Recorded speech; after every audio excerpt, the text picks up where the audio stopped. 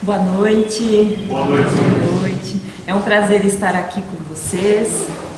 Agradeço o convite da casa e a oportunidade de estarmos juntos para fazer uma reflexão, né, de um tema tão importante como esse, que é autoridade moral. Antes de falar do tema, eu achei muito engraçado, Débora. Foi muito curioso que você a gafe que você deu, porque hoje eu trabalhei numa casa, vou falar rapidinho, tá, gente? Trabalhei numa casa em Araçoiaba, que eu participo todas as terças-feiras. E uma moça tomou passe, ela vai de vez em quando, e é uma pessoa conhecida. O nome dela é Marcela. E eu fiz uma fluidificação numa água para ela e coloquei na água Adriana. A Adriana, eu pedi mil desculpas para ela. Eu falei, Marcela, me desculpa. Ela falou, não, meu nome é Marcela. Eu falei, nossa, eu jurava que era Adriana. Eu sabia que era Marcela, mas eu falei, me desculpa, pedi mil desculpas para ela. E a Adriana não tem nada a ver. E olha só, gente, vocês já ouviram falar que aqui se faz, aqui se paga? Olha, quando você falou Adriana, eu falei, não acredito. E foi exatamente o que aconteceu. Eu troquei o nome da moça de Marcela para Adriana. E o mesmo nome. Você está perdoada, viu? Você está muito perdoada. Então, vamos falar de autoridade moral. Né? Que autoridade moral que eu tenho para julgar? Ah, Débora, não tem, né? Então, para a gente falar de autoridade moral, nós precisamos entender um pouco o que é autoridade. Da onde vem, qual é o fundamento dessa palavra, né? O significado de autoridade. Então, autoridade. O que é?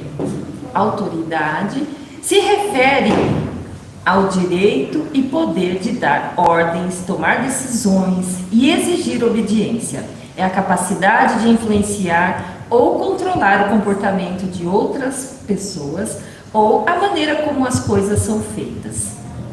É muito importante que a gente entenda o que é autoridade para que a gente possa compreender o que é autoridade moral. Então, ou seja, a autoridade é o direito e o poder que a pessoa tem de dar ordens, tomar decisões e exigir obediência, influenciar ou controlar o comportamento de pessoas ou coisas. Certo? Entenderam? Ok? Então isso é autoridade. E o que é moral? Precisamos entender também o que significa moral, para que a gente possa compreender o contexto que é trazido aqui. Moral é o conjunto de regras, valores e costumes que um grupo social considera como certo ou errado, bom ou mal, o que orientam o comportamento humano. É um código de conduta. Ou seja, moral é o conjunto de regras, de valores, costumes. É o código de conduta do que é certo, do que é errado, do que é bom ou mal, tá? E esse código de conduta, ele nos orienta ao comportamento mais assertivo, o comportamento humano, nos direciona ao caminho mais assertivo. Então, isso é moral. Chegou? Ok? Vamos seguir. Então, conhecendo sobre autoridade e sobre moral, o que é autoridade moral? É o reconhecimento que uma pessoa possui pela capacidade de influenciar os outros através da adesão aos princípios morais, com base em exemplos positivos e valores sólidos, inspirando respeito e confiança. Ou seja, autoridade moral é o valor que se dá através do exemplo. É demonstrar, é inspirar o outro através do exemplo. E quando a gente fala de exemplo de autoridade moral, quem que vem ao nosso pensamento? Exatamente, Jesus. Jesus é o maior exemplo de autoridade moral que já existiu. Jesus é a lei de Deus, viva, manifestada para nós. Alguém tem dúvidas de que Jesus é o exemplo de autoridade moral? Jesus nos trouxe o Evangelho. Jesus nos trouxe a forma de como agir. Jesus nos mostrou através do exemplo. Então Jesus, ele é uma autoridade moral. Ele foi? Não. Jesus é uma autoridade moral. É o exemplo de Jesus que nós devemos seguir. As condutas de Jesus que nós devemos seguir. Agir como Jesus agia. Então ele é o nosso maior exemplo de autoridade moral. No entanto, nós temos também alguns outros exemplos de autoridade moral. Vamos ver quais são eles. Eu trouxe aqui alguns exemplos para que a gente possa refletir um pouco mais, expandindo o nosso pensamento. Alguém conhece essa moça bonita? Conhecem? Maria de Nazaré. Ela é um modelo de fé, obediência, amor e intercessão, tanto na tradição cristã como em outras tradições religiosas. Sua vida e atitudes são vistas como exemplo de como seguir os ensinamentos de Jesus e de como viver em harmonia com a vontade de Deus. Para ser escolhida como mãe de Jesus, precisa ser um espírito de grande envergadura. Precisa ser um espírito muito evoluído, um espírito diferenciado. Maria, ela foi escolhida para ser mãe de Jesus aqui na terra. Ela não se achava capaz ou em condições de receber em seu ventre um espírito tão iluminado, tão evoluído como Jesus. Mas ela também tinha essa evolução. E tem até hoje. Então Maria, ela é vista como exemplo de ensinamento.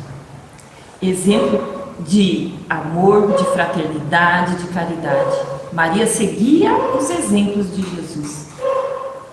Para ela entendia que ela só foi a ferramenta usada por Deus para que Jesus viesse à Terra e fazer o legado que ele fez, que ele nos deixou.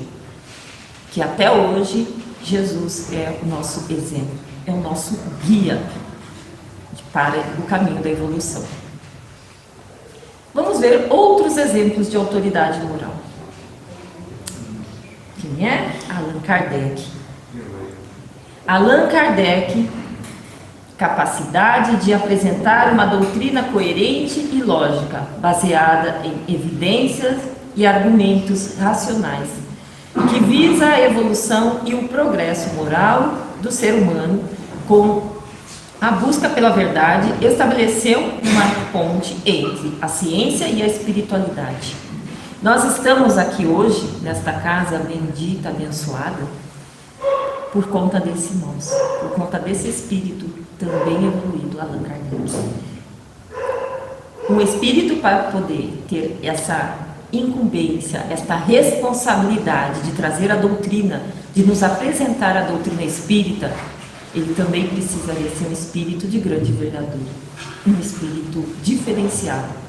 E Allan Kardec, ele foi escolhido, embora sendo ateu, quando ele chegou aqui na Terra, né, depois de o caminhar dele aqui, ele era ateu, mas ele era um pesquisador, e depois ele foi se convencendo pela doutrina, porque ele via que era uma ciência também, que tudo aquilo que era trazido pelos espíritos superiores, porque a doutrina espírita ela foi trazida pelos espíritos superiores, Kardec foi o instrumento.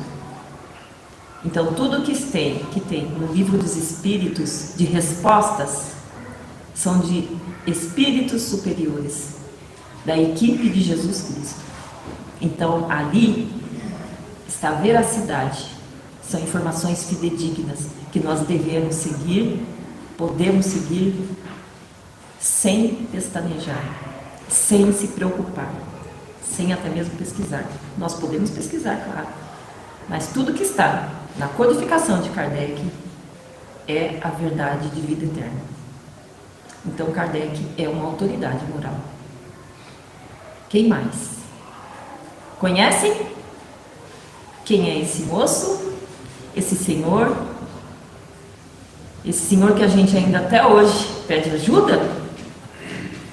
Bezerra de Menezes. Compromisso com a caridade, a defesa dos oprimidos e a disseminação da doutrina espírita. O que lhe rendeu a alcunha de médico dos pobres e o reconhecimento como um exemplo de conduta ética e moral. Dr. Bezerra de Menezes, até hoje ele faz caridade, ele nos ajuda, não só os que estão desencarnados, mas como nós que estamos encarnados. Então, Dr. Bezerra de Menezes, conhecido como Dr. Bezerra de Menezes, ele é um espírito também elevado, também faz parte da equipe de espíritos superiores e ele também é uma autoridade moral. Aqui, enquanto encarnado, ele fazia muita caridade e ajudava os pobres oprimidos. Então, ele é uma pessoa, um espírito, aliás, que tem um grande diferencial e que também é um exemplo de autoridade moral. Quem é essa senhora simpática? Madre Teresa de Calcutá. Superioridade moral e caridade no anonimato, inserção de paixões arrastadoras bem estabelecidas. Madre Teresa de Calcutá, ela fazia caridade, como diz aqui, caridade no anonimato. O que quer dizer isso?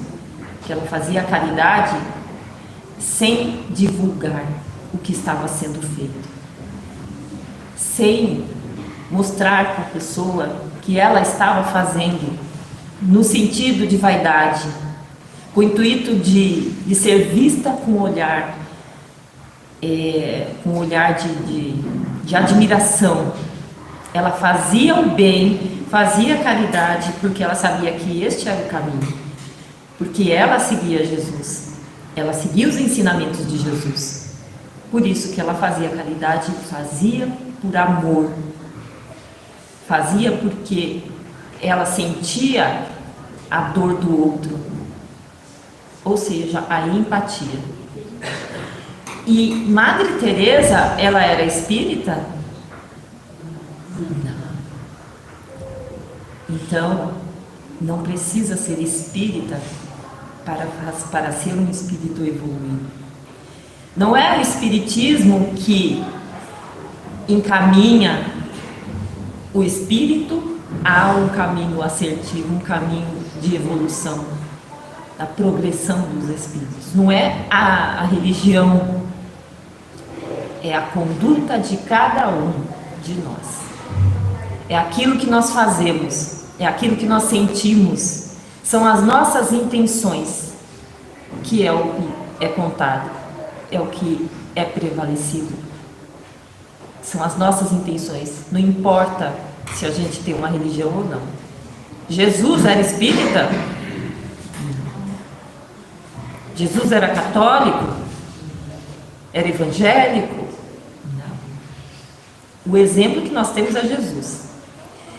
A religião de Jesus era o amor, a caridade, a compaixão, a fraternidade. Esse era o caminho de Jesus, a conduta de Jesus, a religião de Jesus. Quem é essa senhora? Conhecem? Irmã Dulce, calunizada como Santa Dulce dos pobres. Dedicação e amor ao próximo, especialmente aos mais necessitados, e no impacto transformador da sua obra filantrópica. Ela conquistou respeito e admiração pela sua atuação em prol dos pobres e doentes, sendo reconhecida como um anjo bom da Bahia e mãe dos pobres. Irmã Dulce, ela também é um exemplo de caridade. Irmã Dulce, ela fazia por amor, ajudava por amor, por empatia. Ela também não era espírita, mas ela seguia os exemplos de Jesus. Ela atuava como um espírito, como uma pessoa encarnada que tinha uma visão diferenciada. Ela não estava aqui e tinha consciência de que não estava aqui a passeio e tinha uma missão. Aliás, todos nós temos a nossa missão.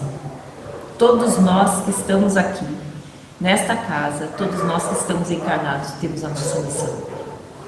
E a nossa missão é sermos pessoas melhores. A nossa missão é trabalhar o perdão, trabalhar as nossas dificuldades, é trabalhar as nossas irritabilidades, trabalhar a vaidade, o orgulho, a arrogância. É essa a nossa missão. Para que possamos melhorar enquanto pessoas, enquanto espíritos que somos, para que possamos auxiliar um ao outro, para que possamos ser exemplos conforme Jesus nos ensinou. Então, para que a gente possa ter que ser autoridade moral, nós precisamos seguir o exemplo dessas pessoas. Conhecemos esse senhor? Chico Xavier. Francisco Cândido Xavier, exemplo de vida marcada pela humildade, trabalho incansável, amor ao próximo e respeito pela espiritualidade, influenciando milhares de pessoas e instituições. Temos dúvidas de que Chico Xavier era humilde, trabalhava incansavelmente? Ninguém tem dúvida, né? Porque é uma realidade. Chico Xavier, ele era e é um espírito também diferenciado. Chico, ele tinha moral para falar para a gente, nos orientar, né? Para a gente fazer caridade, para a gente perdoar. Seja humilde.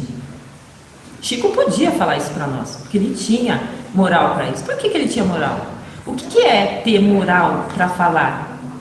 Orientar algo nesse sentido. O que é ter moral? É fazer. Eu só posso falar para o outro daquilo que eu faço. Eu só tenho moral para orientar o outro a fazer aquilo que eu faço. Eu não posso falar para vocês, perdoem seus inimigos. Porque se eu não perdoo, eu não tenho moral para falar para vocês, orientar vocês para perdoar. Perdoai os vossos inimigos. Quem nos orientou? Quem falou isso? Jesus. Ele pode falar. Ele tem total moral para falar. Mas a gente não. Não vou nem falar disso, falar de mim. Vocês talvez tenham. Mas eu não tenho moral para falar, para perdoar. Se eu não consigo perdoar alguém. Então isso que é a moral. Isso que é a autoridade moral. Vocês conhecem esse senhor? Mahatma Gandhi. Gandhi era visto como um exemplo de integridade, humildade e compromisso com a verdade, o que inspirava confiança e respeito em seus seguidores e até mesmo em seus oponentes, tendo como filosofia a não violência. Gandhi pregava a não violência. Ele acreditava que as coisas poderiam ser resolvidas conversando, negociando, respeitando. Ele acreditava isso e ele pregava isso. Tanto que Gandhi ele era respeitado até mesmo pelos seus oponentes. Então Gandhi ele tinha moral para falar para não haver violência, para que o outro não agisse com violência, porque ele era totalmente contra a violência e ele não agia com violência. Então ele podia dar essas orientações, ele podia conversar com as pessoas para que elas pensassem sobre isso, para que elas seguissem este caminho, tomassem esse tipo de conduta. Porque muitas vezes, amigos, o problema está conosco, não está no outro. Tudo que a gente acredita praticamente que é o problema no outro, que o outro não entende, que o outro é impaciente, que o outro é chato, muitas vezes somos nós. Somos nós que vemos, que enxergamos aquilo no outro. Somos nós. Então a gente, para cobrar do outro, a gente precisa fazer uma autoanálise. Trazer os nossos pensamentos para nós mesmos, para que a gente possa realmente entender aonde e com quem está o problema.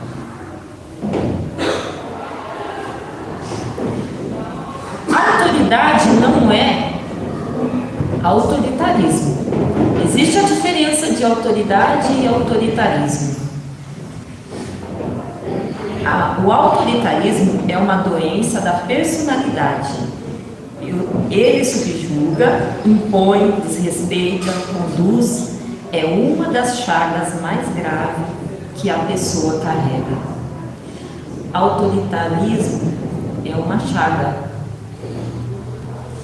E quantos de nós temos, em alguns momentos, esse autoritarismo? Quantas vezes a gente se porta com o outro desta forma, com autoritarismo?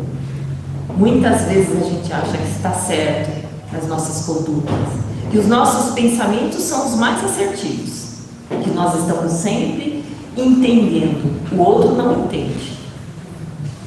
Aí você conversa com a pessoa e fala, você não está entendendo o que eu estou falando.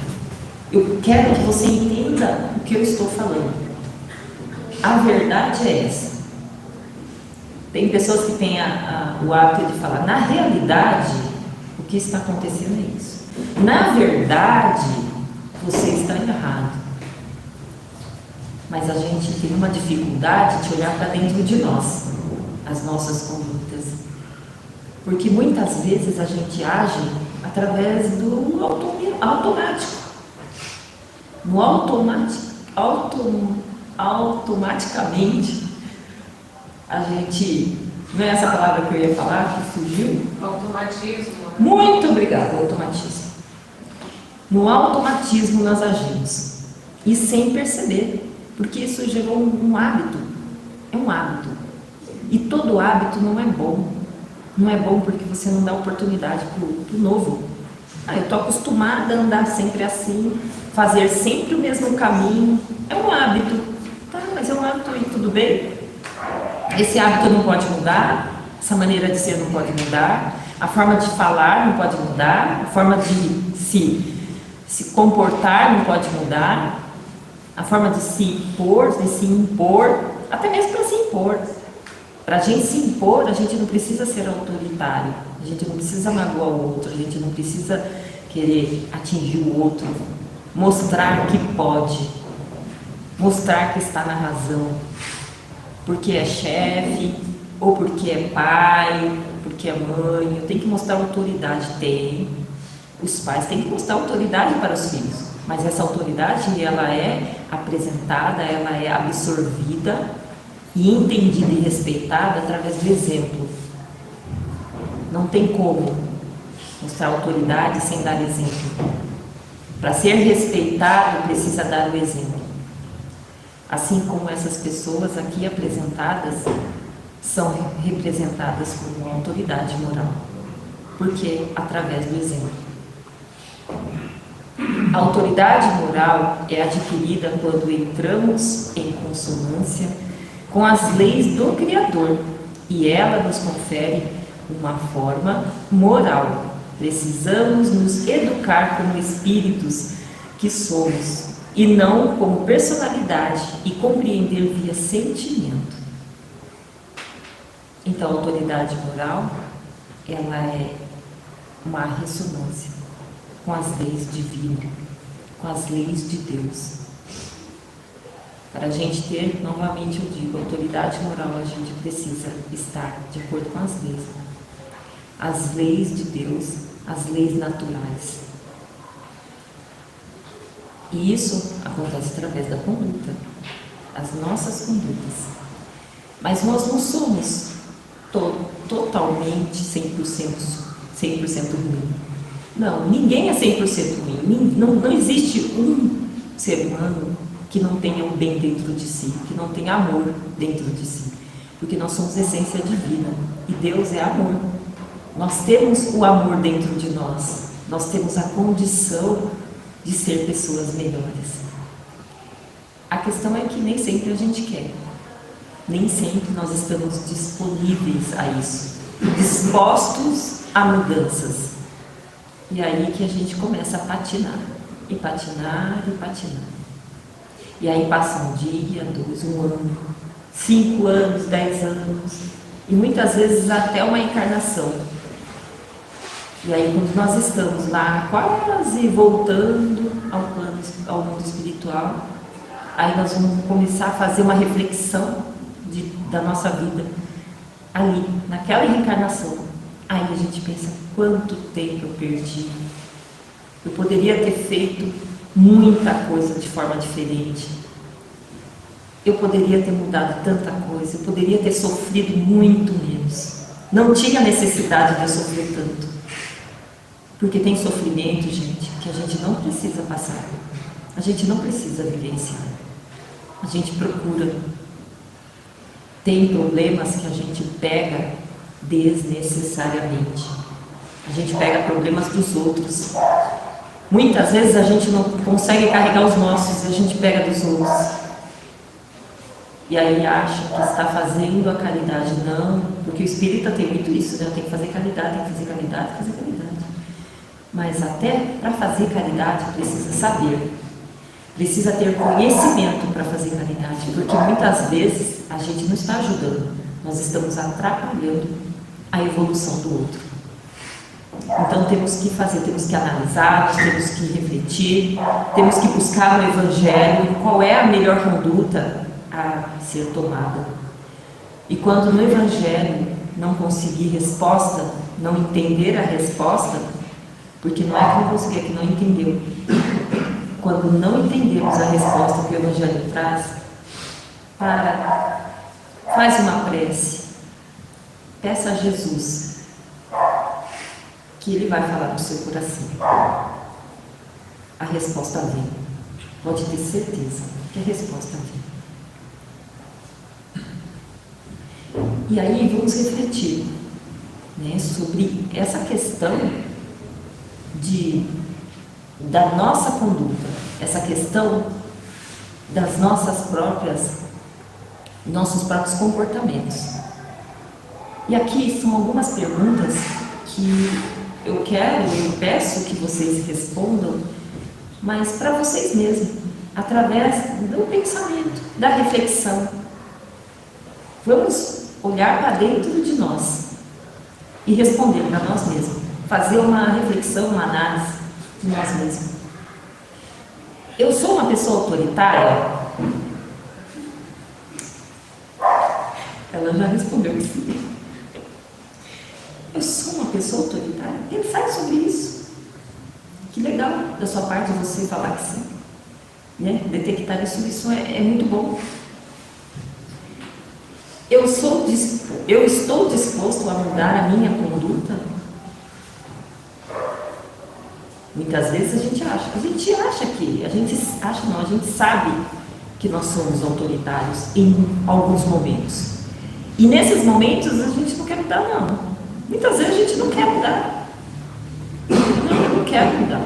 Por enquanto, não. E tem pessoas que preferem até deixar para a próxima encarnação. Ah, na próxima encarnação eu resolvo isso. Só que na próxima encarnação pode ser que você venha não venha nem na Terra, nem encarne na Terra, encarne num país, no mundo mais primitivo que a Terra. E na próxima encarnação pode ser muito mais difícil do que aqui. Então vamos trabalhar o que a gente puder aqui, o máximo possível. Porque talvez a próxima oportunidade seja muito mais difícil. É igual a escola, né? Faculdade, quando a gente repete de ano, o próximo a gente vai ter que fazer tudo de novo. Né? E aí é mais complicado. Quando a gente não vai bem numa prova, tem que fazer a prova substituta. A próxima prova é bem mais difícil. E não é com consulta. A única consulta é a consulta da própria mente. Consultar a si mesmo. Qual é a minha real intenção com esse comportamento? Por que você se comporta assim? Qual que é a sua intenção? Vamos refletir. Por que eu espero do outro? Por que esperar do outro? O outro que tem que vir me pedir desculpa, o outro que tem que dar o primeiro passo, o outro é que tem que vir me ajudar, o outro é que tem que começar. Sempre esperar do outro. Isso é orgulho, é vaidade. Deixa que o outro faça para mim. Deixa que o outro, ele que tem que vir até mim para me pedir desculpas. Quem é ele para não me pedir desculpas? Eu não vou. Por que esperar do outro? Se hoje fosse o meu último dia neste mundo, o que eu gostaria que ficasse na memória das pessoas que passaram pela minha vida? Qual é o seu legado? O que você gostaria, como você gostaria que as pessoas te vissem? Nossa, uma pessoa boa, mas era uma mala. Fulano, era uma mala. Ou então, fulano, foi tarde. Nossa, graças a Deus. Coitados dos anjos que estão lá, vai receber essa pessoa. Ou então, gente boa. Legal. Então, fulano morreu. Tá bom. É só mais Deus o tem. Né? Ou então, nossa, que triste. Perdeu uma pessoa tão boa. Ela vai fazer falta, ou ele vai fazer falta aqui. Nossa, fiquei assim, pés e mãos atados, porque é uma pessoa que eu consultava, uma pessoa que me ajudava demais. Então, como que vai ser? O que a gente espera? Qual valor eu desenvolvi nessa encarnação, que é atributo da autoridade moral? O que foi desenvolvido nessa encarnação, que é um atributo da autoridade moral? O que nós desenvolvemos? O que nós temos de autoridade moral? Vamos refletir. Que definição se pode dar da moral? Aqui está uma pergunta que Kardec faz no Livro dos Espíritos, no capítulo 1, item 629. E o Kardec pergunta aos espíritos, que definição se pode dar à autoridade, à moral, né?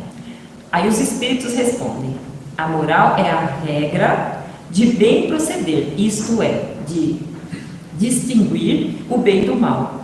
Funda-se na observância da lei de Deus. O homem procede bem quando tudo faz pelo bem de todos, porque então cumpre a lei de Deus. Fazer pelo bem de todos. O homem faz tudo de bom quando ele faz pelo bem de todos. Então esse é o caminho, fazer pelo bem de todos. Não é só pelo meu bem, não é fazer só para mim, visando só me beneficiar. Não, é pelo bem de todos. Jesus fazia pelo bem de todos. Porque nós estamos aqui para aprendermos a amar uns aos outros. E é a gente se ajudando. Ninguém nasceu para viver sozinho. Ninguém nasceu para viver sozinho. Tem uma frase de Emmanuel que eu achei bem bacana, eu gosto muito dessa frase, que ele fala assim: ninguém evolui sem alguém. Eu achei muito assertivo essa fala de irmã. E é uma realidade. Ninguém evolui sem alguém. Então, se nós estamos onde estamos, com quem estamos, é porque existe um propósito, existe uma necessidade, por mais desafiador que seja e que esteja, é importante para a nossa evolução e o nosso crescimento. Não existe autoridade moral sem amor, sem renúncia, sem controle de si mesmo. A autoridade moral é inalienável, pois é a aquisição de valores e virtudes. Não tem como ser autoridade moral sem amor, sem renúncia, sem controle de si. O controle de si mesmo. Nós temos que ter o controle de nós mesmos. Nós temos que ter o discernimento. Nós temos que nos conhecer. E, acima de tudo, temos que dar o exemplo.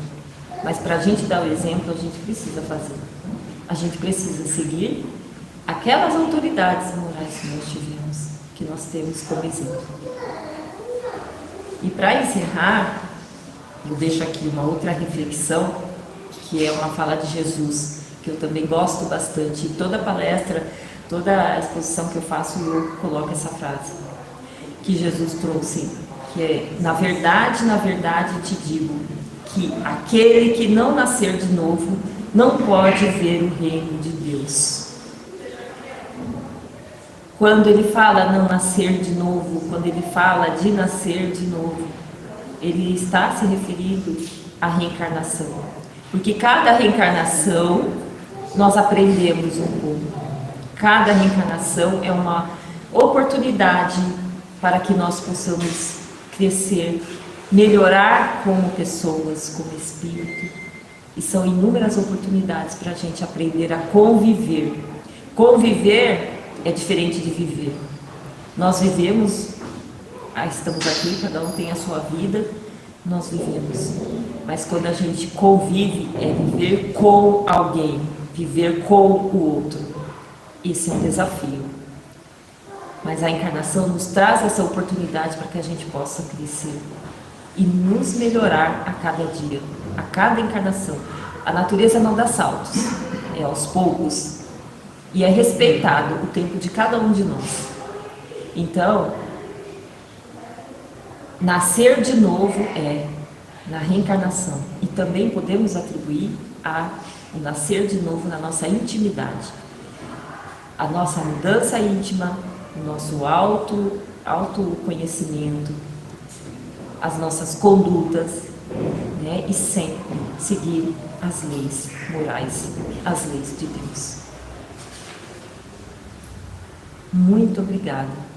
Que Jesus esteja com todos nós, que Ele nos abençoe, que nos ajude nesta caminhada, para que possamos sair daqui, não só dessa casa, mas dessa encarnação, muito melhores do que nós chegamos. Que vocês possam refletir sobre todas essas condutas, essas reflexões, para que todos nós, não vocês, mas eu também principalmente, todos nós mudarmos a cada dia um pouquinho só, que isso já vai valer a pena. Muito obrigada.